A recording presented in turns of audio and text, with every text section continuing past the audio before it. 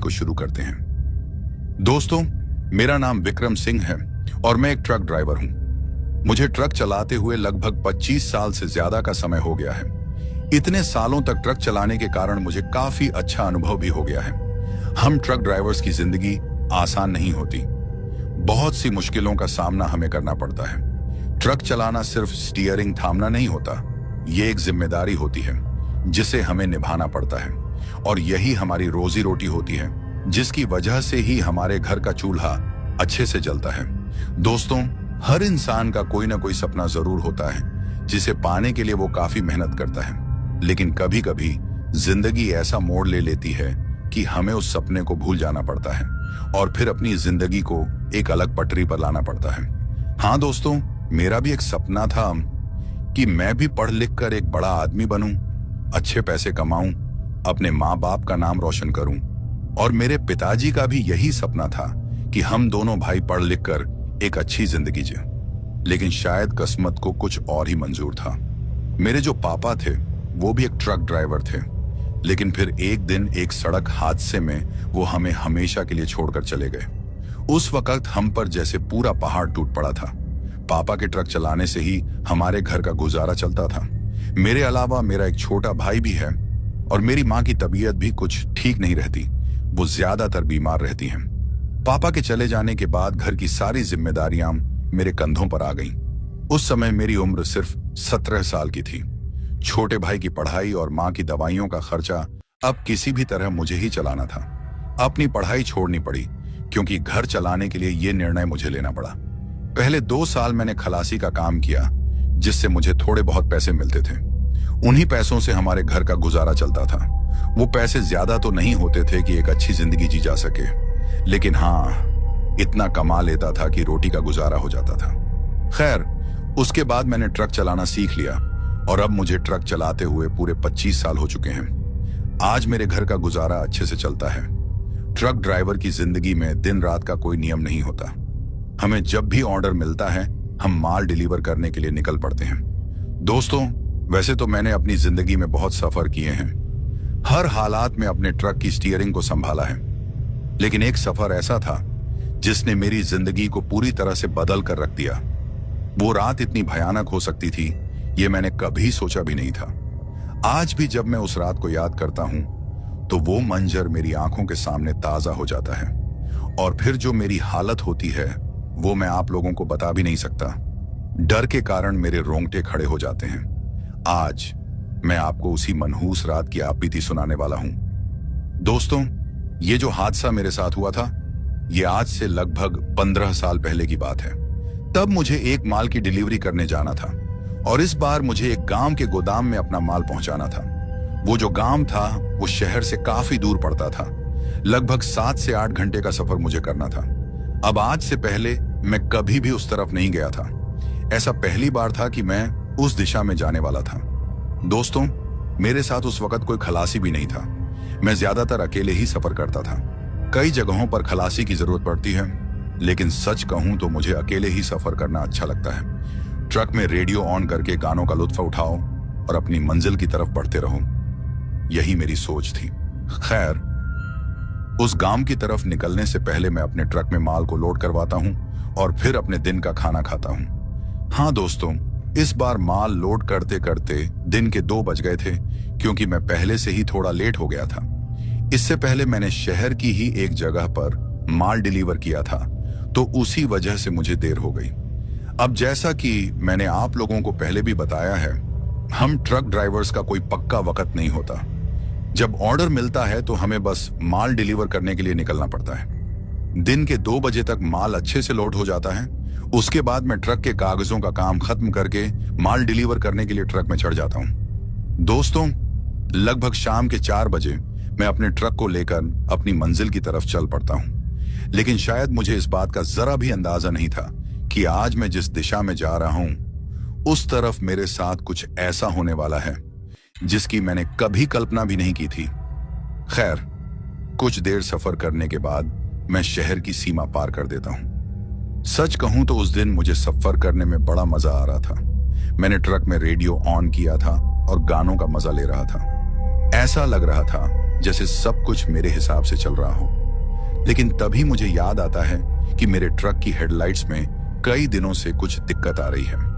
रात के वक्त तो कई जगहों पर उनकी रोशनी बहुत कम हो जाती थी, जिससे मुझे आगे का रास्ता देखने में बड़ी परेशानी होती थी।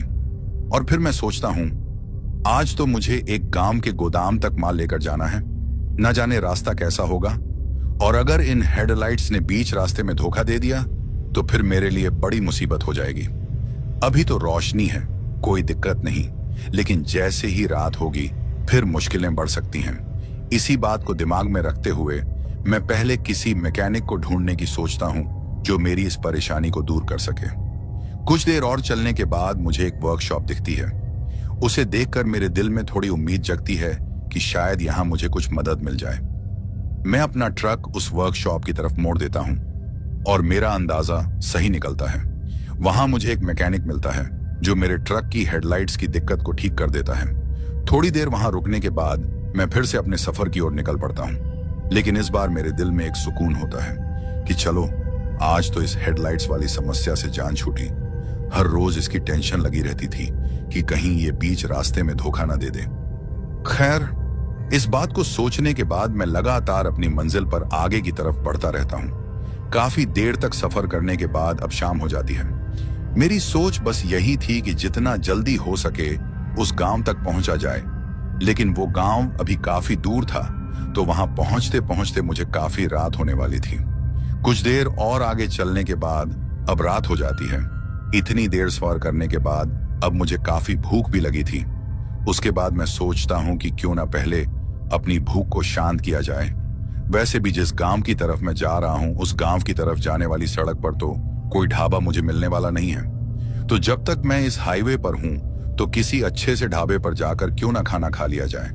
मैं अब पूरी तरह से खाना खाने का मन बना चुका था, क्योंकि मुझे अब काफी जोरों से भूख लगी हुई थी और बिना खाना खाए तो ट्रक चलाना मेरे लिए मुश्किल होता जा रहा था। दोस्तों, मैं अपने बारे में बात करूं तो मुझसे भूख बर्दाश्त नहीं होती और सफर के दौरान मैं ट्रक में कुछ ना कुछ खाता ही रहता हूं। लेकिन आज मैं जब से माल लेकर शहर से निकला हूं, तब से अभी तक मैंने कुछ भी खाया नहीं था। हाँ, निकलने से पहले मैंने खाना खाया था, लेकिन अब रात के 8 बजने को आए थे तो तभी मुझे भूख भी लगी हुई थी। खैर, थोड़ा और आगे की तरफ अपने ट्रक को बढ़ाने के बाद मुझे एक ढाबा नजर आता है। ढाबे को देखकर मेरी भूख और भी ज्यादा बढ़ जाती है। उस ढाबे को देखकर मैं अपने ट्रक को उस ढाबे की तरफ ले जाता हूं और फिर अपने ट्रक को उस ढाबे की पार्किंग में लगा देता हूं। उसके बाद मैं ट्रक से उतरकर उस ढाबे में चला जाता हूं। मेरे अलावा उस ढाबे में और भी लोग मुझे खाना खाते नजर आते हैं। उनमें से बहुत से लोग मेरी ही तरह ट्रक ड्राइवर थे और कुछ लोग शायद यात्री थे। खैर, उसके बाद मैं भी खाने का ऑर्डर दे देता हूं और फिर कुछ ही देर में खाना भी आ जाता है। खाना सच में काफी स्वादिष्ट था। अब वो मुझे भूख के कारण वैसा लग रहा था या फिर कुछ और कारण था, ये मैं नहीं जानता, लेकिन हाँ, उस वक्त मुझे खाना काफी मजेदार लग रहा था। खैर, अभी मैं खाना खा ही रहा था कि तभी एक आदमी मेरे पास आ जाता है और फिर मुझसे पूछता है कि उस्ताद जी, आप किधर जा रहे हो। उसकी बात सुनकर पहले तो मैं सोचता हूं कि ये जरूर कोई ढाबे पर काम करने वाला होगा, लेकिन फिर उसकी बात का जवाब देते हुए मैं उससे अपनी मंजिल के बारे में बताता हूं। मेरी बात सुनकर वो आदमी मुझसे कहता है कि उस्ताद जी, दरअसल मेरा पर्स कहीं गिर गया है। उसमें कुछ पैसे थे, अब तो वो भी चले गए।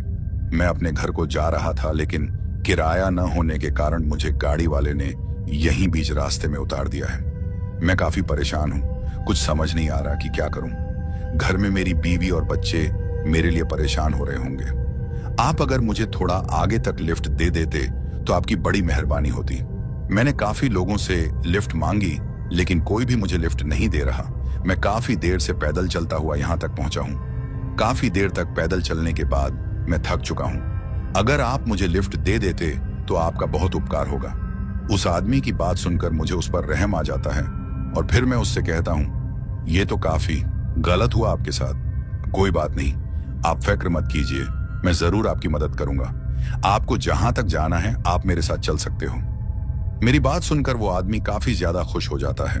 उसके बाद मैं उससे पूछता हूं, खाना खाओगे? तो मेरी बात सुनकर वो आदमी मुझसे कहता है, नहीं उस्ताद जी, आप मुझे मेरी मंजिल पर छोड़ दो, उतना ही काफी है।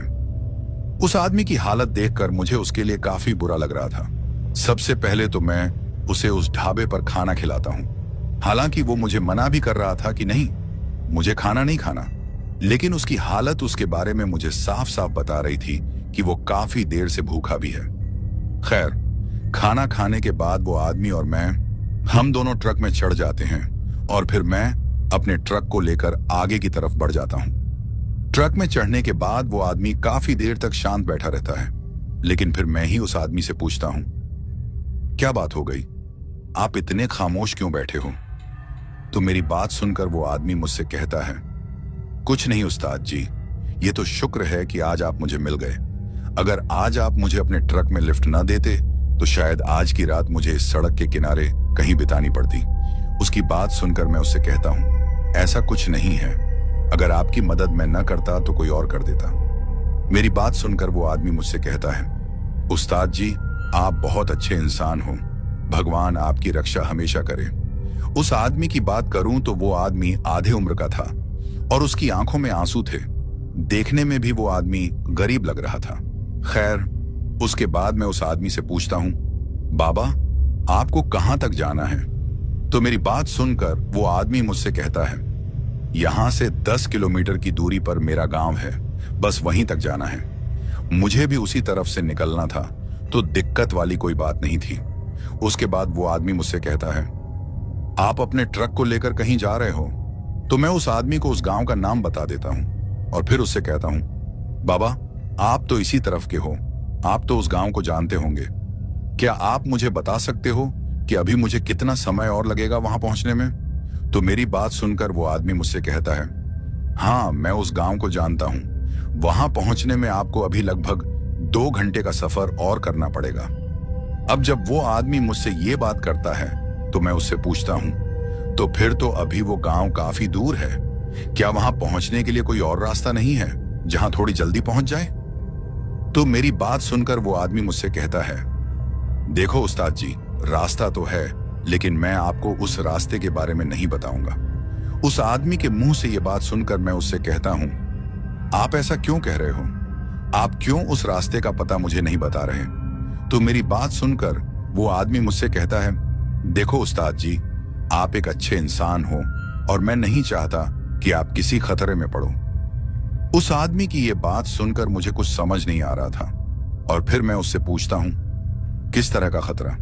तो मेरी बात सुनकर वो आदमी मुझसे कहता है, देखो, कभी कभी शॉर्टकट लेने से अच्छा होता है कि लंबे रास्ते जाया जाए, इसी में सबकी भलाई है।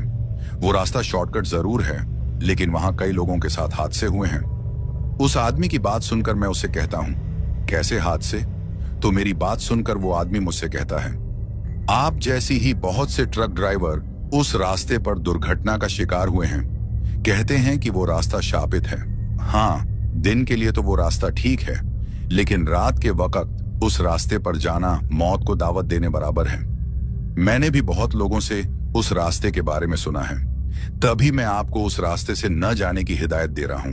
उस आदमी की बात सुनकर मैं उससे कहता हूं, बाबा, आप भी ये कैसी बातें कर रहे हो? इस जमाने में ऐसे कुछ नहीं होता और ये सब बातें अफवाहें हैं, इनका कोई मतलब नहीं होता। अगर वहां जाने के लिए कोई शॉर्टकट रास्ता है तो ये रास्ता दूरी को कम करने के लिए ही बनाया होगा। ऐसा कुछ नहीं होता। आप भी ना जाने किन लोगों की बातों में आ गए हो। खैर, उस बात को छोड़ो और मुझे उस रास्ते का पता बता दो बाबा, क्योंकि वैसे भी मुझे काफी देर हो गई है। अगर मैं वो रास्ता लूंगा तो जल्दी ही अपनी मंजिल पर पहुंच जाऊंगा। दोस्तों, मैं भूत प्रेत पर विश्वास नहीं करता था, तो ये बातें मेरे लिए किसी अफवाह से कम नहीं थी, क्योंकि बहुत से ऐसे रास्ते होते हैं जहां ऐसी बातें मशहूर होती हैं और ये रास्ता भी उन्हीं में से था। ऐसी मेरी सोच थी। मेरी बात सुनकर वह आदमी मुझसे कहता है, देखो उस्ताद जी, उस रास्ते की जिद ना करो, मेरी बात मानो तो जिस रास्ते से जा रहे हो उसी पर जाओ, उसी में आपकी भलाई है। उस आदमी की बात सुनकर मैं उससे कहता हूं, देखो बाबा, जिस तरीके से मैंने आपकी मदद की है उसी तरीके से आप मुझे उस रास्ते का पता बताकर मेरी मदद करो। मेरी काफी जिद करने पर वो आदमी मजबूर हो जाता है और फिर मुझसे कहता है, आप बहुत जिद्दी हो, मैंने गलती कर दी उस रास्ते की बात करके।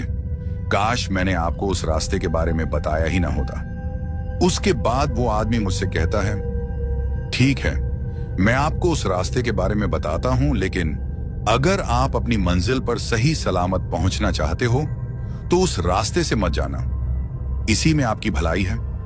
आपने मेरी मदद की है, तभी मैं आपसे ये बात कर रहा हूं, और मैं नहीं चाहता कि मेरी वजह से आप किसी खतरे में पड़ो।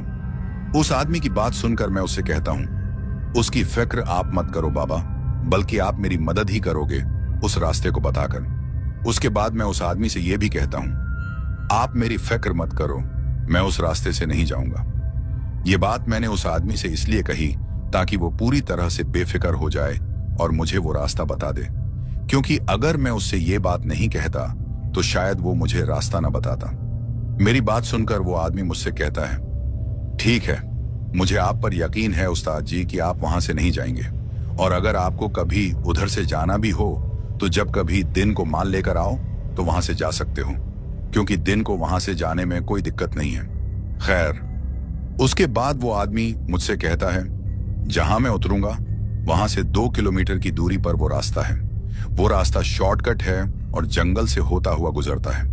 वो रास्ता सीधा आपको आपकी मंजिल तक जल्दी पहुंचा देगा। लेकिन जो बात मैंने आपको बताई है कि रात को वहां से मत जाना, ये रास्ता मैंने आपको तभी बताया है कि जब कभी आप दिन के वक्त आओ तो वहां से जा सकते हो, गलती से भी रात के वक्त वहां से मत जाना। उसके बाद मैं उस आदमी से कहता हूं, कोई बात नहीं बाबा, मैं वहां से नहीं जाऊंगा, आप बेफिक्र हो जाओ। खैर, थोड़ी देर बाद उस आदमी की मंजिल आ जाती है, मतलब कि जहां उस आदमी को उतरना था।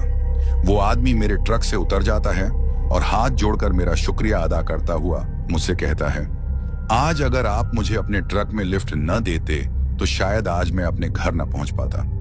उसकी बात सुनकर मैं मुस्कुराते हुए कहता हूं, कोई बात नहीं बाबा, आखिर आदमी ही आदमी के काम आता है। उसके बाद वो आदमी मुझे फिर से उस रास्ते से न जाने की चेतावनी देता है। उसकी बात सुनकर मैं उसे यकीन दिलाता हूं कि मैं वहां से नहीं जाऊंगा, आप आराम से अपने घर चले जाइए। खैर, उस आदमी के जाने के बाद मैं अपने ट्रक को आगे की तरफ बढ़ा लेता हूं, लेकिन ट्रक चलाते चलाते मैं सोचता हूं, आज भी ऐसी बातें गांवों में मशहूर होती हैं। उसके बाद मैं इस बात पर हंस देता हूं कि आज के वक्त में भी लोग ऐसी बातों पर यकीन करते हैं। खैर, थोड़ा और आगे जाने पर मुझे वो रास्ता दिखाई देता है जो शॉर्टकट था। मतलब कि इसी रास्ते के बारे में उस आदमी ने मुझसे कहा था और मुझे चेतावनी भी दी थी वहां से न जाने की। रास्ते को देखकर पहले तो मैं अपने ट्रक को रोक लेता हूं और फिर उस रास्ते की तरफ देखता हूं। रास्ता सच में जंगल की तरफ जाता हुआ दिख रहा था। उस रास्ते को देखकर मैं सोच में पड़ जाता हूं, क्या करूं, इस रास्ते से जाऊं या नहीं, क्योंकि ये रास्ता मेरे लिए अनजान था। मुझे इस बात का बिल्कुल भी पता नहीं था कि ये रास्ता मुझे मेरी मंजिल तक पहुंचाने में कितना वक्त लेगा। उसके बाद मैं ये भी सोचता हूं कि रास्ते में कोई दिक्कत नहीं आनी चाहिए। मतलब कि कभी कभी शॉर्टकट रास्तों पर बहुत सी रुकावटें आती हैं, जैसे कि कभी रास्ता बहुत खराब मिल जाता है, वगैरह वगैरह। खैर, उसके बाद मैं सोचता हूं, दिन को तो इस तरफ से काफी गाड़ियां जाती होंगी, जैसा कि उस आदमी ने कहा था, तो इस रास्ते से जाने में कोई दिक्कत नहीं होनी चाहिए। और आज तो मैंने अपने ट्रक की हेडलाइट्स का काम भी करवा लिया है, तो मुझे तो कोई परेशानी नहीं है। काफी सोचने के बाद मैं उस रास्ते से जाने का फैसला ले लेता हूं, क्योंकि जिस रास्ते से मैं जाने वाला था वो तो अभी काफी लंबा था और वहां से अपनी मंजिल तक पहुंचने में मुझे बहुत वक्त लगने वाला था। और ये जो शॉर्टकट रास्ता है, ये मुझे जल्दी मेरी मंजिल तक पहुंचा देगा। जैसा कि मैंने आप लोगों से पहले भी कहा है कि मैं भूत प्रेतों पर यकीन नहीं करता, तो इस बात का डर तो मुझे बिल्कुल भी नहीं था। खैर, थोड़ा सोचने के बाद मैं अपने ट्रक को उस रास्ते पर ले जाता हूं और फिर अपनी मंजिल की तरफ चल पड़ता हूं। लेकिन शायद मुझे इस बात का अंदाजा नहीं था कि मेरी मंजिल आने से पहले मुझे किसी ऐसी चीज का सामना करना पड़ेगा जिसके बारे में मैंने कभी सोचा भी नहीं था।